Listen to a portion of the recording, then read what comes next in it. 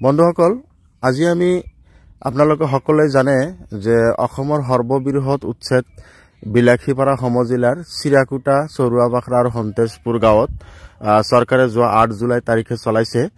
আজি চতুৰ্থ দিন আৰু সেই চতুৰ্থ দিনৰ চতুৰ্থ দিনৰ যি আপডেট, সেই আপডেট আমি আপোনালোকক দিবৰ কাৰণে ওলাইছো। চাওক, এখন ৰাস্তা 17 নং ৰাষ্ট্ৰীয় ঘাইপথৰ পৰা চিৰাকুটাৰ মাজেদি সোমাই পেলাই চৰুৱাবাখৰাৰ লগত যিটো সংযোগ হৈছিল, সেই সংযোগ হোৱা ৰাস্তাটো এনেকে জেচিবিৰে খান্দি দিয়া হৈছে। যোৱাকালিও খান্দিছিল, যিখিনি ঠাইত আপোনালোকে পানী দেখিছে এইখিনি ঠাই যোৱাকালি খান্দি দিছিল। আজি আকৌ নতুনকৈ তেওঁলোকে সেই ঠাই সেইফালৰ ঠাই যিখিনি আছে সেইখিনি খান্দিবলৈ যত্ন কৰিছে। মানে ৰাস্তাটো একেবাৰে নিশ্চিন্ন কৰি দিয়াৰ এটা ব্যৱস্থা প্ৰশাসনে ইতিমধ্যে হাতত লৈছে। আকৌ কৈছো আপোনালোকক, ইয়া হৈছে আমাৰ অসমৰ ধুবুৰী জিলাৰ বিলাসীপাৰা সমজিলাৰ চিৰাকুটা, চৰুৱাবাখৰাত যি চৰকাৰে উচ্ছেদ চলালে, সেই উচ্ছেদস্থলীত মই আহি উপস্থিত হৈছো। আজি চতুৰ্থ দিনৰ আপডেট। এইখন এখন বহুদিনীয়া ৰাস্তা। এই ৰাস্তাখন MGNৰেগাৰ জৰিয়তে 2008 চনতে নিৰ্মাণ কৰা হৈছিল। 17 নং ৰাষ্ট্ৰীয় ঘাইপথৰ পৰা চৰুৱাবাখৰালৈ যোৱা যোনটো ৰাস্তা, সেইটো ৰাস্তাৰ কানেক্টিভিটিটো আজি এনেকেই ডেমলাইজ কৰি দিয়া হৈছে। আৰু আপোনালোকক দেখুৱাব বিচাৰিম, য'ত জেচিবি দুখন দেখিবলৈ পাইছে সেই ঠাইৰ পৰা এনেকে গোটেইখিনি এই গোটেই গাঁওখিনি 3500 বিঘা ভূমি, এই গোটেইখিনি আপোনালোকে দেখিছে। এইখিনি উচ্ছেদিত এলেকা। আৰু আপোনালোকে ইয়াত কিছুমান পোষ্টৰ খুঁটিও দেখা পাইছে, APDCL বুলি লিখা আছে পোষ্টত। এইখিনি ইতিমধ্যে ক্ৰপ কৰিছে আৰু সিফালে যিখিনি আছে সেইখিনিলৈ যোৱাৰ মানে মাটিখিনি অধিগ্ৰহণ কৰাৰো এটা চিন্তা চৰ্চা চৰকাৰে চলাই আছে। ইয়াত দেখিছে আপোনালোকে কাটাতাৰৰ ফেন্সিং কৰিছে, পোষ্টৰ খুঁটি দি কাটাতাৰৰ ফেন্সিং কৰিছে। মই যদি আপোনালোকক জুম কৰি দেখুৱাও, ইয়াত APDCL বুলি লিখা আছে। APDCLৰ নামত লোৱা বুলি কৈছে।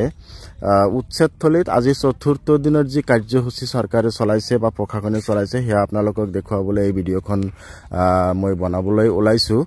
এনেকে ৰাস্তা এখনক সংযোগ বিচ্ছিন্ন কৰাৰ ব্যৱস্থা চৰকাৰে ইতিমধ্যে হাতত লৈছে। যিহেতুকে এইখন 17 নং ৰাষ্ট্ৰীয় ঘাইপথৰ পৰা চৰুৱাবাখৰালৈ যোৱা যোনটো ৰাস্তা, সেইটো ৰাস্তা এনেকে বন্ধ কৰাৰ এটা যোজা আমি দেখিবলৈ পাইছো। ইয়াত উচ্ছেদ হোৱা 3500 বিঘা ভূমি ইতিমধ্যে চৰকাৰে আদানী গোষ্ঠীক দিয়াৰ এটা প্ৰচেষ্টা চলোৱা বুলি আমি গম পাইছো। আৰু এনেকে সেই স্থানতে এনেকে ৰাস্তা জেচিবিৰে আৰু দুখনকৈ জেচিবি ইফালে দেখিছে, সেই দুখনকৈ জেচিবি আৰু এই ৰাস্তাখন তাৰমানে দুয়োফালে এনেকে দিয়া হ'ব, যাতে ৰাস্তাটো আৰু নাথাকে ভৱিষ্যতে। এনেকে এটা প্লানিং চলাইছে চৰকাৰে। যিকে নহওক, এই অঞ্চলত এতিয়া কান্দনৰ ৰোল। এই অঞ্চলত এতিয়া আত্মজনৰ হাহাকাৰ। খাবলৈ নাই, পিন্ধিবলৈ নাই, থাকিবলৈ নাই, ঘৰ নাই, অঘৰী জীৱন কটাই আছে। আৰু আপোনালোকে যদি চাই, মই যি স্থানত থিয় হৈ আছো, ইয়াৰ পৰা এইখিনি পাৰ হৈ গৈ পেলাই তাতে দুখনমান মই অলপ ঝুম কৰি দেখুৱাম আপোনালোকক। তাতে দুখন সৰু গাড়ী দেখা পাইছে বগা ৰঙৰ, সেইখন এখন ME স্কুল হয়।